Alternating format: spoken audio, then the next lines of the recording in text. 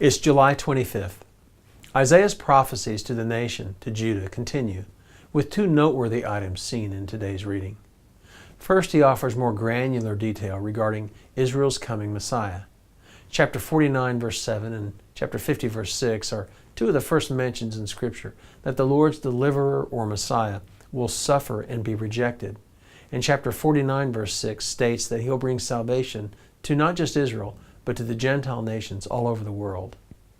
The second noteworthy item is that all 5 chapters of today's reading predict Israel's return from captivity.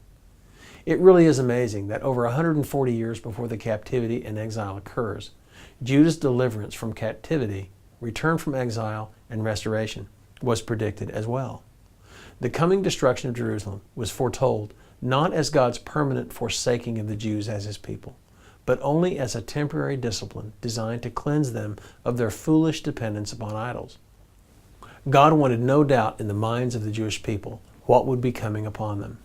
They would be taken captive, but after a season, they would return to their homeland.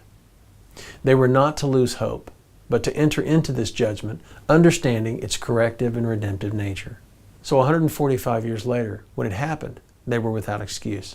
They had been duly warned, but they had also been given a glimmer of hope. Their grandchildren would one day return and enjoy what God intended. Judah didn't want to hear what God wanted to tell them, but He told them anyway. In doing so, He was being extremely gracious. But think about this just a minute. If God speaks specifically to His people when they aren't willing to listen, how much more will He speak clearly to those who seek His face? To those who are willing to hear what God has to say, God's direction is real and very personal. Jesus said in John 10:27 that my sheep hear my voice. Romans 8:16 says that God's Spirit bears witness with our spirits that we are God's children. So it's clear from the Word that God is speaking. The key question is, are we listening? What does it mean to hear God's voice? Is it audible? Is it internal?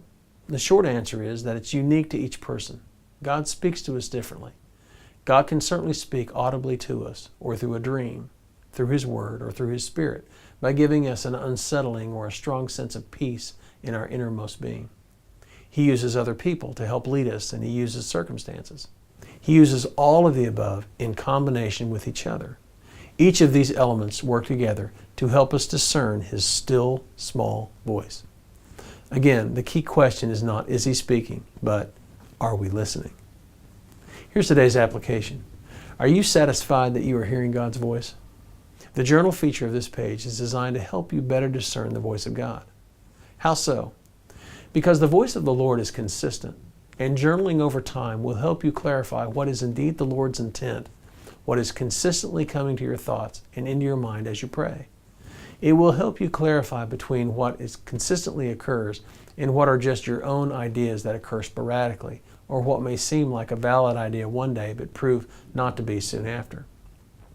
So take time to record your thoughts and come back to your notes regularly. It will help you better discern that still, small voice of God's Spirit. Now here's today's prayer.